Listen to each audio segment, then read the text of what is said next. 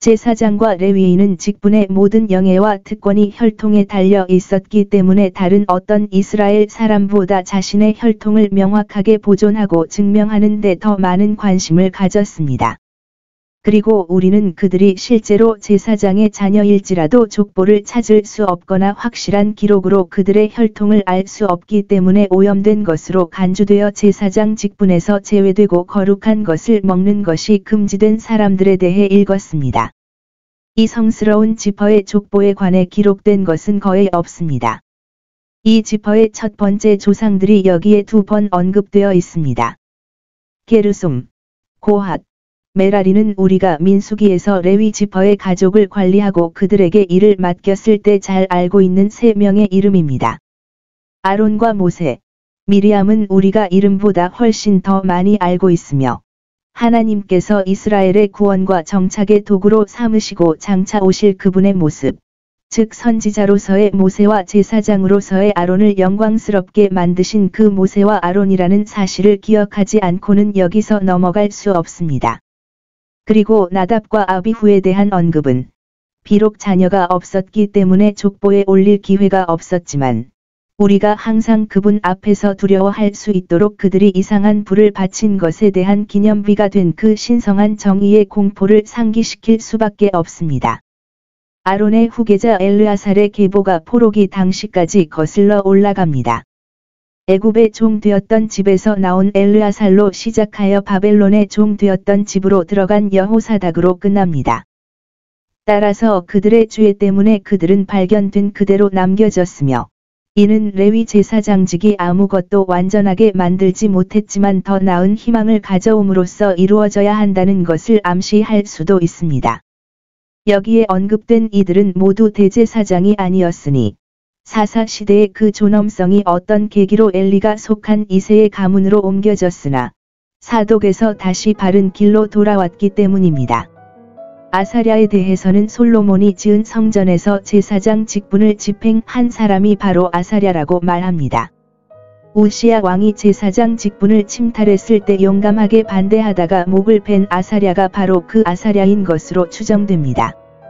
이것은 제사장답게 하나님을 위해 진정으로 열심인 제사장답게 행한 것입니다. 이렇게 대담하게 제사장의 직분을 지키고 옹호하고 대담한 모욕에 대한 장벽을 잘 만든 사람은 그것을 실행한다고 말할 수 있으며 그로 인해 영광이 그에게 주어졌습니다. 반면에 그의 후계자 중 한 명인 우리아는 아하스 왕을 우상 숭배 제단을 짓는 데 있어 기본적으로 준수했기 때문에 아마도 다른 사람들과 마찬가지로 이 족보에서 제외되는 불명예를 안게 되었습니다. 그러나 어떤 사람들은 이 아사랴에 대한 이 언급이 아히마아스의 아들이자 솔로몬의 성전에서 처음 제사를 집례한 제사장이었던 같은 이름의 할아버지에게도 추가되어야 한다고 생각하기도 합니다. 레위 사람들의 다른 가족들도 여기에 기록되어 있습니다. 게르솜, 리브니의 가문의 한 가문은 사무엘까지 기록되어 있는데 그는 레위인의 명예에 선지자의 명예를 더한 인물입니다. 메라리, 말리의 가문의 가문 중 하나도 마찬가지로 몇 개의 하강으로 기록되어 있습니다. 레위 사람들이 처음 광야에서 성임되었을 때 그들이 광야를 행진하는 동안 성막과 성막의 기구를 운반하고 돌보는 일이 그들에게 맡겨진 일의 대부분이었다. 다윗 시대에는 그 수가 더 많아졌고 그들 대부분은 백성에게 주님의 선한 지식을 가르치기 위해 온 나라에 흩어졌지만 하나님의 집에 참석하는 사람들이 너무 많아서 그들 모두에게 일정한 일이 없었으므로 다윗은 하나님의 특별한 위임과 지시에 따라 이 책의 후반부에 나오는 대로 레위인을 새롭게 모델링했습니다. 여기서 우리는 다윗이 그들에게 맡긴 일이 무엇인지 알 수 있습니다.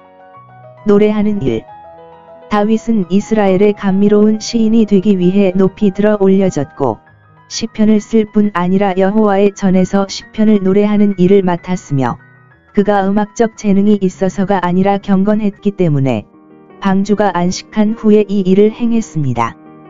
포로로 잡혀가서 어둡고 불안한 동안에는 수금을 버드나무에 매달아 두었으므로 노래하는 것이 때를 얻지 못한 줄로 여겼으나 신랑이 끌려가면 금식해야 함. 방주가 들어올 때에 수금이 다시 시작되고 노래가 다시 살아나서 그 후에도 계속하였더라. 우리는 영적 특권이 회복되는 것만큼이나 영적 특권이 연장되는 것을 기뻐해야 합니다. 법궤 봉사가 휴식으로 대체되었을 때 레위 사람들은 다른 일을 맡았고 레위 사람들은 결코 게으름을 피워서는 안 되었기 때문에 노래하는 일에 종사했습니다.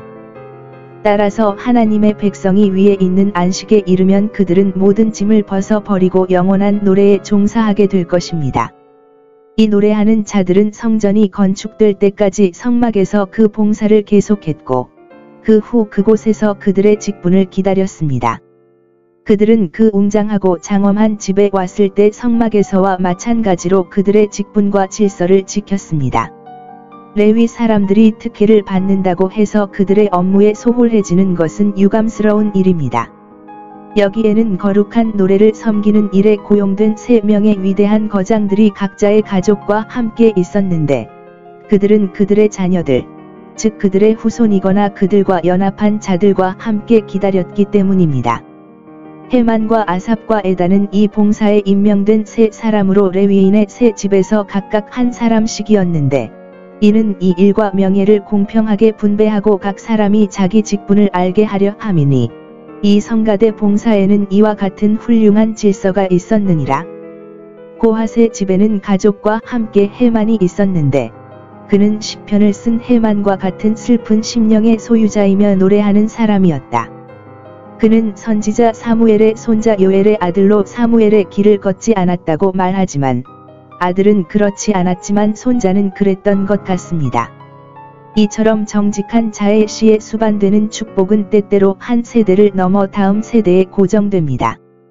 그리고 이 헤만은 비록 그 위대한 왕자의 손자이지만 하나님의 집의 문지기가 되는 것이 자신보다 낫다고 생각하지 않았습니다.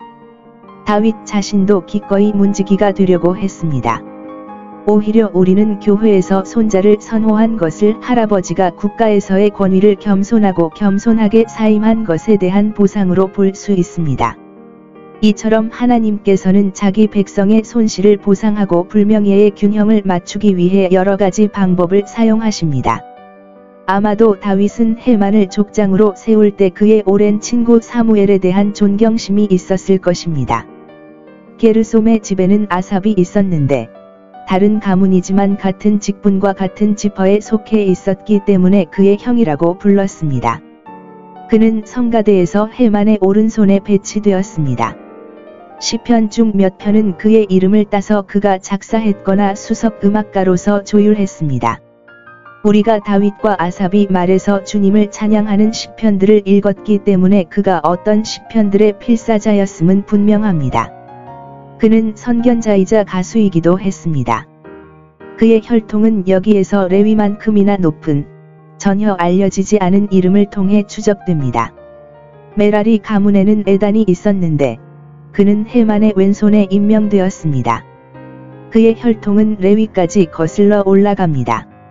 이들이 시편을 쓴 헤만과 에단이라면 언급된 에스라의 자손들, 스라의 자손들이 그렇게 불려야 하는 이유와 마찬가지로 여기서 그들을 에스라 사람이라고 불러야 할 이유가 없어 보입니다. 2. 하나님의 전 장막에서 물과 연료를 공급하고 씻고 쓸고 재를 나르고 죽이고 가죽을 벗기고 재물을 삶는 등 섬기는 일, 즉 봉사하는 일이 많았는데 이러한 모든 봉사에는 다른 가문의 레위인이나 노래하기에 적합하지 않은 사람들, 즉 목소리가 좋지 않거나 귀가 좋지 않은 사람들이 임명되었다. 각 사람이 은사를 받았으니 그들로 하여금 봉사하게 하라. 그러므로 노래를 부를 수 없는 사람은 쓸모없는 사람으로 내버려 두어서는 안 되며 비록 그 봉사에 적합하지 않더라도 다른 봉사에 유용하게 쓰일 수 있는 사람이 있었습니다. 희생 제사를 드리는 일이 있었는데 그것은 제사장들만이 해야 하는 일이었다. 49절.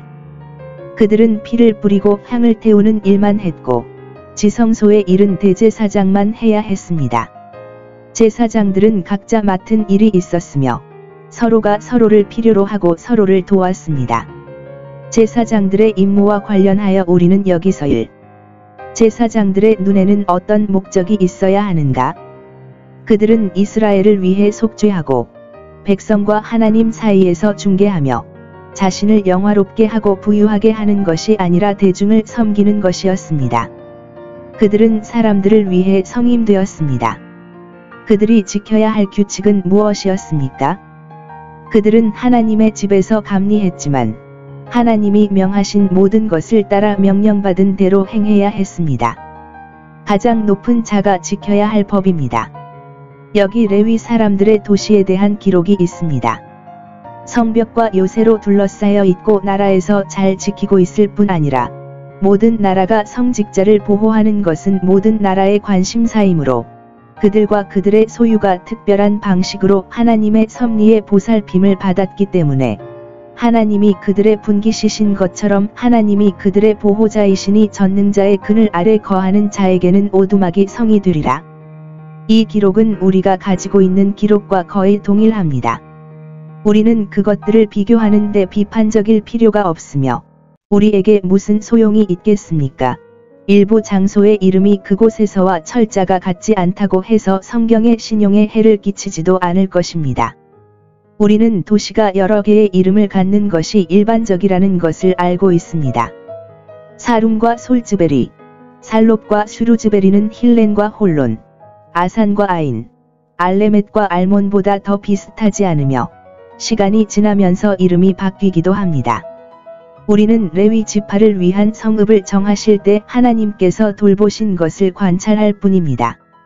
이 지파가 이스라엘에 흩어질 것이라는 죽어가는 야곱의 예언을 성취하기 위해 자신과 그의 율법에 대한 지식을 이스라엘 땅의 모든 지역으로 확산시키기 위해 모든 지파에는 레위인의 성읍이 있었으므로 모든 방에는 촛불이 비치되어 있었으므로 누구도 자신의 의무에 대해 무지할 수 없었지만 그것은 자신의 잘못이거나 레위인의 잘못이었습니다.